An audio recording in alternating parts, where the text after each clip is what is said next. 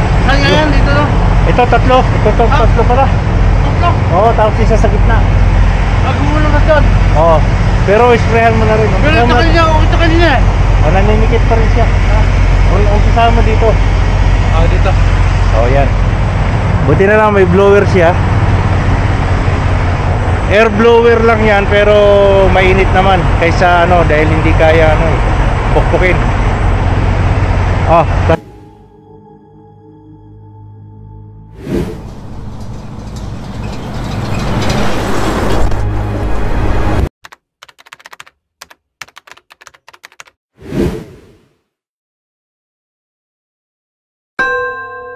Good afternoon guys, good afternoon. Today is Wednesday, March 5. So nandito tayo ngayon sa Regina. Tapos na tayo mag-reset guys. Reset or day off na rin dahil almost 2 days din, Pero kung susumahin mo, parang isang araw at kalahati lang. So ang weather natin dito sa Regina ay -4, feels like -12. Ayan. Kita ba? Ayan, -4, feels like -12. So dito tayo nag-switch ng load sa Regina nung last day, parang Monday. So ang ka-switch ko ay si Apple. Nagbago yung plano dahil di ba sabi ko doon sa last video ko sablay yung plano ko, instead na dito mag switch sa Regina, doon ako sinwitch sa Musumin or Brandon. Pero napakiusapan ko yung kasama natin si Noel na doon kami mag switch sa Greenfield. Okay na sana, pero syempre ang ginawa ko, bago matapos yung araw, parang 4:30 PM ng hapon sa Ontario, ay tinawagan ko yung big boss ng Kelsey. So ipinaalam ko kung pwede ko ba dalhin sa Regina yung truck kasi nasa 100 km lang naman. Kung ayaw niya, wala namang problema sa akin dahil lang sabi ko magpapasundo na lang ako ng service sa anak ko, sa asawa ko, or sa anak ko pa rin.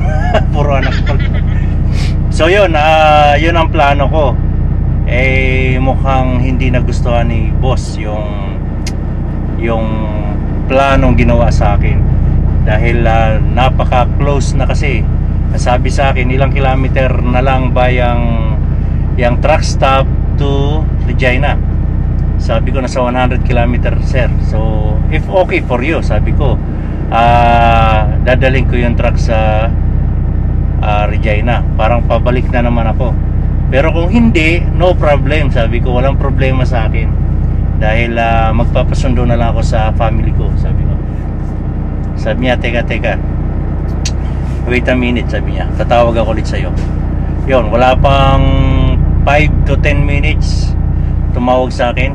Dito na raw, diretso ko na raw sa Regina at change plan, kay Apple na lang ako mag-switch. So yung load ni Apple papunta ng Victoriaville, Quebec. So papakita ko sa inyo yung load niya. So dito na kami sa Regina nag-switch. Yung load ko, siya na nag-deliver kinabukasan sa Saskatoon.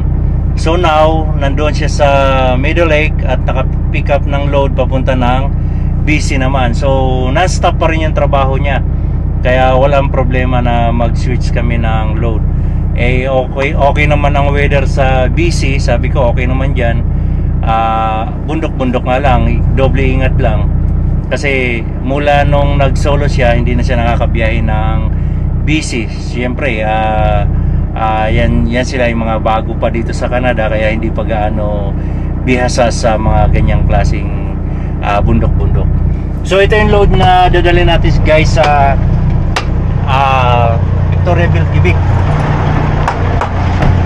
Victoriaville, Quebec. So naka-tarp na tong load niya na sinwitch sa akin. Ito. Ayan. Yung load na yan guys ay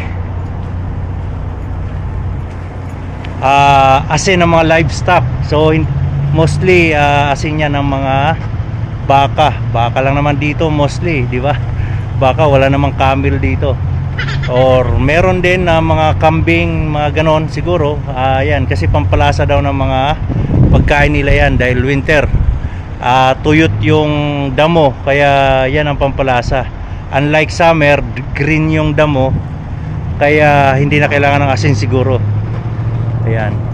Kung nakita nyo yung nakaraang mga vlog ko last month, ano yun, ganyan din, nag-deliver ako sa Victoriaville ng asin. So ito na naman, babalik ako ng Victoriaville para mag-deliver ng livestock salt. So yan.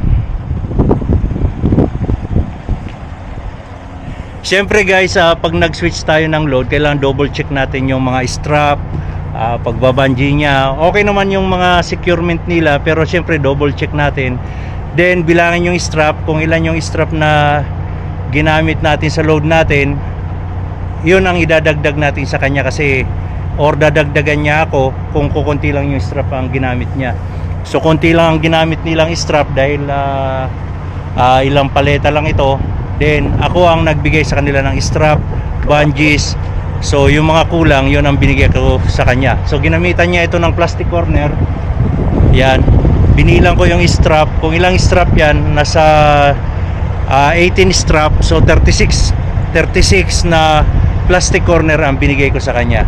So yun guys, para next assignment niya, meron siya magamit ng mga equipment like strap, bungees. Ayan yung bungees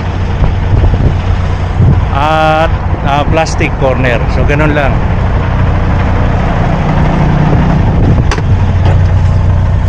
So tapos na natin mga pre-trip itong load na to.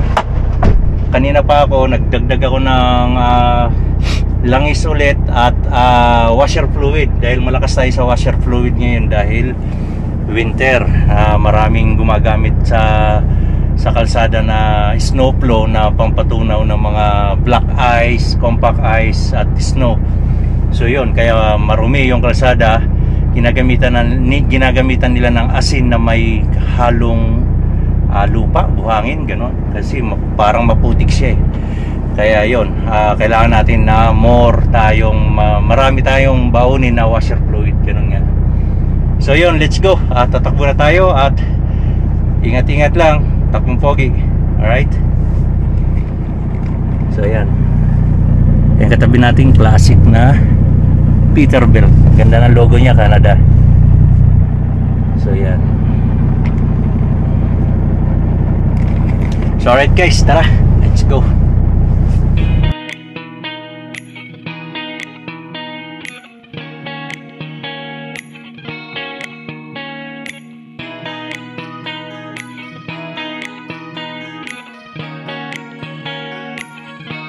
Sumama ka sa biyahe, yan ang biyahe ng buhay.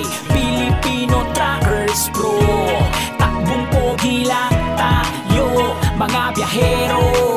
Pilipino Truckers Pro, yan ang trabaho at buhay Canada. Sumama ka sa biyahe, yan ang biyahe ng buhay.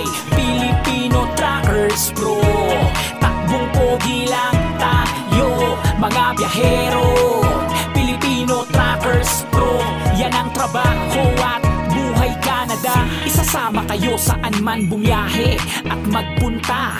Pilipino Truckers, kahit mabigat man ang dala, buhay dapat merong tiyaga. Mahirap man, di aatras. Yan ang Pinoy, laging malakas. Handa anumang dumating na bukas. Ipapakita niya sa biyahe ang trabaho niya. Makikita ang ginagawa sa truck na kanyang dinadala. Takbong pogi lang tayo, yan ang Pilipino Truckers Pro. Sumama ka sa biyahe, yan ang biyahe ng buhay. Good morning guys. Good morning. Andito kami sa Shunaya Flying J. So ang oras natin ay 6 AM. Nag-trip na kami. Kaso lang yung preno ni Paring Armando Nanigit.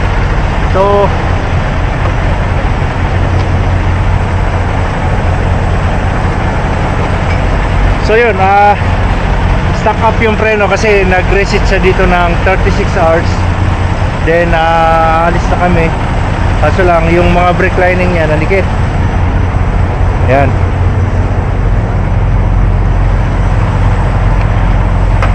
Yan ang problema pag nagpatay ka ng truck. Siyempre magmamaksi lahat yung preno dahil sa dalawang araw na hindi pinandar. Kaya ganon, nagpo-frozen yung preno. Lalo't galing sa malamig, tapos nag-defrost, tapos lumamig ulit. Yun ang nangyayari. Buti na lang, meron si paring Armando blower. Try mo i-switch. Paano? Ayo. Saan nga yan? Dito no? Ito tatlo pala. Tatlo? Oo, tapos isa sa gitna. Magulong na doon. Oo. Pero isprehan mo na rin. Pero ito kanina eh. Naninikit pa rin siya. Ang sasama dito. Dito. Yan. Buti na lang may blower siya. Air blower lang yan, pero mainit naman kaysa dahil hindi kaya pukpukin. Flashlight. Kita?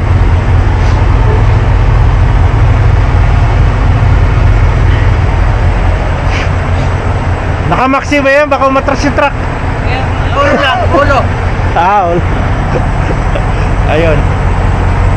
So yun, pinagtutulungan namin kung paano sa akin naman okay dahil hindi ako nagpatay ng truck. Kasi siya nagpatay ng truck dahil almost 2 days siya nag-reset eh. Siyempre kumukonsumo ng diesel yan, kaya nagpatay ng truck. Tingnan natin baka na. Ayun. So okay naman. So may mga Kelsey tayo dito kasama, mga tulog pa. Yan ang akin. So ganyan talaga nangyayari pag yung trailer natin nagmaxi tayo ng trailer, tapos yung weather nag-defrost, tapos naglamig ulit ng matindi. Kaya ang mangyayari, maglalak ang mga preno natin.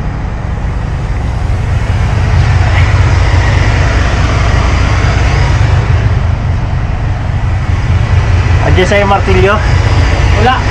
Yes. Wala yung car sa top.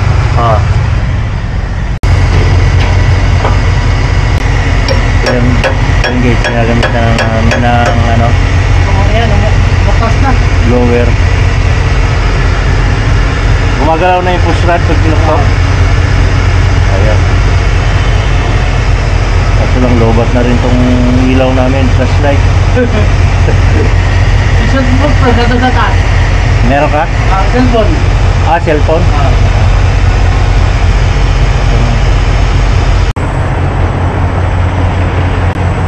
So yun, kinaladkad lang namin ng konti itong truck niya kasi hindi aabot yung extension, guys.